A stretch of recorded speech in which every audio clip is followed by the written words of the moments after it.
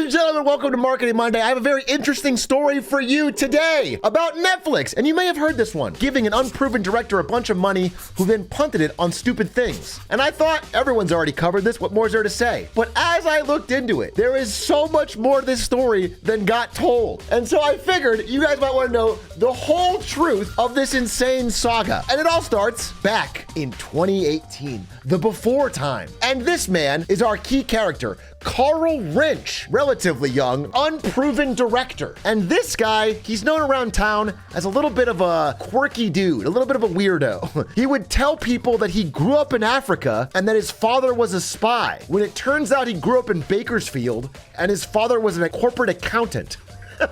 You know, he muddled along in Hollywood for a few years until eventually he made some well-received commercials. He was a commercial director. He did a commercial for Philips that was kind of sci-fi, featured a robot, and eventually he got noticed by some big directors like Ridley Scott, and they gave him a chance. They vouched for him. And so finally, Hollywood gave him the money to make his first feature film featuring none other than Keanu Reeves. A movie called 47 Ronin, an original idea from Carl Wrench that was gonna change Hollywood forever. And the only problem was that it was terrible. Nothing short of a disgrace is the top review. Basically universally, critically, and commercially panned. Audiences hated it and critics hated it. It flopped massively at the box office, losing a large portion of its budget. This doesn't even include marketing budget. Lose about $20 million on its own budget and then additional with marketing. Basically a flop. And if you're a new director and your initial film that you spend $170 million on is a big flop with Keanu Reeves at the helm, people don't really want to trust you anymore. So Hollywood lets him go. And he goes back to directing commercials. And that should be the end of the story. A man got his shot, he blew it, and that's the end. But real life doesn't quite work like that. Real life has a habit of throwing unexpected situations in your face. Like, for example, 2020. Because in 2020, something shifted in the world and caused a big shift in Hollywood. Maybe you remember this little thing called COVID. Where is everybody in all these cities? Where are they? Why are the streets empty? Well, it turns out they are inside, watching more streaming media than ever before. Netflix, Amazon, Hulu, Disney, Apple, they're all growing rapidly during COVID. And they all need new content quickly. They're all desperate. They'll buy anything. They just need new series as soon as possible. So our man Carl Wrench gets called back up. You see, he's been workshopping around Hollywood his idea for a couple years for a science fiction series called The Organic Intelligent, about a genius who invents a human-like species, travel around the world, and then humans figure out what they are and turn against them. He wants to call the show White Horse, a reference to the first horseman of the apocalypse. It's sci-fi, it's interesting, it's edgy, and you know what? They need something. Everyone needs a series right now. They'll buy anything. And so the first person to offer is none other than Jeffy B. Jeff Bezos wants a big show for his Amazon Prime streaming service, so he waves around millions of dollars and says, we'll take it. Whatever idea you've got, we'll fund it. But this sort of starts a bit of a bidding war. And all of a sudden, the leader of the pack, this blue bar here, Netflix, goes, wait a minute. We don't want our competition getting this clearly great new science fiction series. And so Netflix, at the last minute, before he's about to sign the deal with Amazon, calls him at his house on a Sunday and go, hey, listen, we want this show. People are gonna see your show on Netflix. It's gonna be a big deal. We'll offer you more money, millions more dollars. He goes, I don't know. Jeff was so nice. I don't know about that. Wait. Not just millions. We'll offer you guaranteed sequel rights, and you'll be permanently attached to the project. No matter what we do with spinoffs and sequels, you'll be attached to it. Oh, that sounds pretty good. I mean, that's guaranteed work for the next many, many years of my life, but I don't know. The Amazon deal, I already said to Jeff. Okay, Mr. Wrench. Okay, we'll offer you something we offer to almost no other director in the history of Netflix. We'll offer you Final Cut. Now, if you don't know what Final Cut means in Hollywood, most movies, the Final Cut rights are owned by the studio. And that means they get to decide at the end of the day, they have final say on what gets sent out to the public. And that's why so many movies have a director's cut, because the director doesn't like how the studio meddled with his or her project, and they make their own director's cut and release that. That's the idea. So very rarely does the director have their own final cut, because if the studio's gonna put up all the money, they wanna be able to at the last minute be like, hey, your ending is too sad, or this part is weird, or whatever. They should be able to say it. That's their idea. But they decided to give him final cut. They say, we will give you no studio oversight. We will just hand you the money and you can send us back a show. That's it. We will be completely hands off. You're the genius. And that's when he says, hell yes. And locks in. And that is basically a winning lottery ticket, by the way. Okay. So they pay him $61.2 million in this contract, ensuring him and his wife that they would be locked for life to all subsequent seasons and spinoffs. And of course, he has final cut on whatever gets made. And so production begins. He's got all this money. They're not watching. Production's beginning. He starts working on his sci-fi epic, Conquest, I think it's now called. And he works long into the night. And then Netflix, who again are not hands-on, start to hear rumors. They start to hear reports from what's going on set. There's a local film industry union that complains that he's mistreating the team because he's filming on location in different countries, shouting and cursing and getting excessively irritated. Netflix gets informed. They call him. They say, hey, what's going on? Are you sure this is fine? He says it's okay. It's all good. This is all fine. Smooth. No big deal. We solved it. Then they hear that he's going days without sleep, that he's walking around the set and saying that his wife is plotting to have him assassinated. He's going stir crazy. And they go, okay. But you know, he's a director. He's an auteur.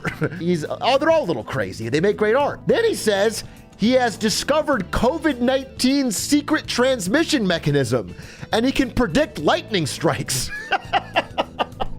Oh, okay. Now we're getting a little crazy. And then he does the worst thing of all. He asks for more money. After years of working on it, and they're hearing all these weird stories, he comes back and says, hey, I'm actually gonna need more money. He's $44 million in the hole at this point, and he's missed several production milestones. So all the check-ins, he hasn't had anything. He hasn't had anything to show. Still, at this point, he hasn't even locked a script, and he's still considering just filming a twice as long series that has a second season. Okay, well, they haven't even agreed to that. And so he asks for more money. And initially they reject him. They go, hey, we gave you $60 million. You should be able to make one season of TV for this. But then he tells them that if you don't give me more money, this whole production will collapse and you won't get anything at all. At which point they go, okay, well, we were already $60 million in the hole. We have to send more. We're sunk cost fallacy now. So Netflix goes and they give him $11 million more. He has successfully gaslit or threatened the largest streaming company on earth into giving him $11 million more. Now, what does he do with this $11 million? It's the height of the pandemic. He hasn't even filmed the show yet. He takes $10.5 million of that $11 million and reroutes it directly to his personal bank account, his Charles Schwab trading account. At which point, he gets really into meme stocks. He starts dumping all of this money into weird, risky stock options. And over the course of a few weeks, he punts $6 million of that $10.5 million. He loses $6 million in a few weeks of Netflix's money that he begged for to finish the show. And so he's down on his luck. Carl Wrench has blown it again. First 47 Ronin flopped. Then he got another chance. He blew it, asked for more money, punted it, blew it. This is it. It's over for our hero. He starts executive manager at Netflix and says that he has found a way to map the coronavirus signal emanating from within the earth. His wife is looking for a divorce. At this point, they're fed up. And so they send an email back and said, hey, we're gonna stop funding you. The show is dead. It's over. We don't believe you. You can try to shop your show to somewhere else, but if anywhere else buys your show, they have to pay us back for everything we spent. So basically, no one's gonna take this show and owe Netflix $60 million, $70 million. It's a pretty sad moment for Mr. Wrench. He really blew it again. But does he give up? Does a hero give up in tales like these? No. Carl Wrench instead looks up and has faith. He takes the last $4 million left in his account and puts it all on the Kraken exchange and buys Dogecoin. $4 million of Dogecoin. And what happens?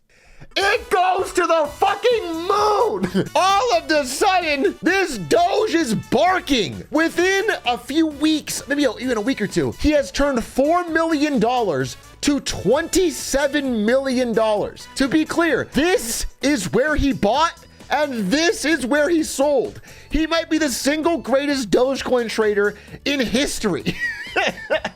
He turned 4 million, 27 million. All of a sudden, his faith has been rewarded. He sends a message, thank you, and God bless crypto to the Kraken representative. All of a sudden, he has more money than he ever could have asked for. Now he can finally finish the show, right? No. Instead, he takes that money, that insanely gotten money, and first of all buys 5 Rolls Royces immediately. But that's not enough cars. So he also buys a Ferrari and a $400,000 watch. And that's not all. Then he buys millions of dollars worth of high-end furniture, designer clothing. Side note, later on, during his divorce proceedings, when his wife is trying to claw some of this money back, he would claim that all of these were just props for the show.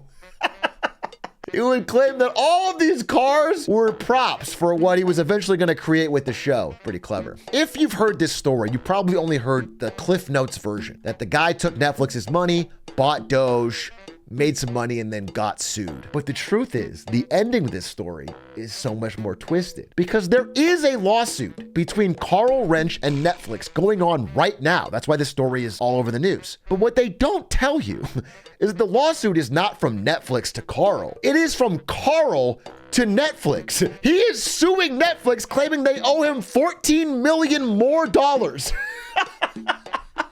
He punted their money on Doge, got luckier than any man alive, and then went back to Netflix years after he has not finished the show and wants that last 14 mil. Hilariously, this sentence was really funny to me. Netflix disagrees. We do not owe you $14 million. You didn't hit any of our production milestones. But the case is in a hearing right now, and a ruling is expected soon. Which means, theoretically, because Netflix was so haphazard with the contract when he first signed, there is a real chance they are held to the contract and have to pay him $14 million more dollars for no show years later after he misused all of the money. And that is the true tale, the true insane business story of Carl Wrench and Netflix, and I thought I'd share that with you. Thank you for this little mini Marketing Monday. Hope you enjoyed. Check it.